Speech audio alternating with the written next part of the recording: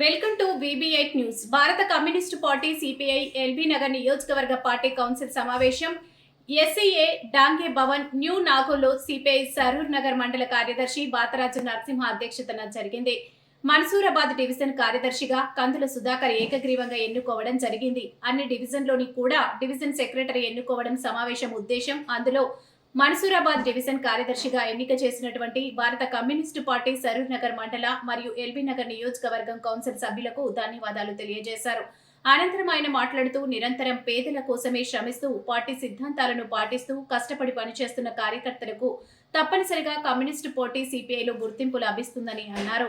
నా ఎన్నికలకు సహకరించిన సిపిఐ రాష్ట్ర కార్యవర్గ సభ్యులు ఆందోజు రవీంద్రాచారి, సిపిఐ ఎల్బీ నగర్ నియోజకవర్గం కార్యదర్శి సామిడి శేఖర్ రెడ్డి, సిపిఐ సరూర్ నగర్ మండల కార్యదర్శి బాతరాజు నరసింహకి సభ్యులందరికీ ధన్యవాదాలు తెలియజేశారు.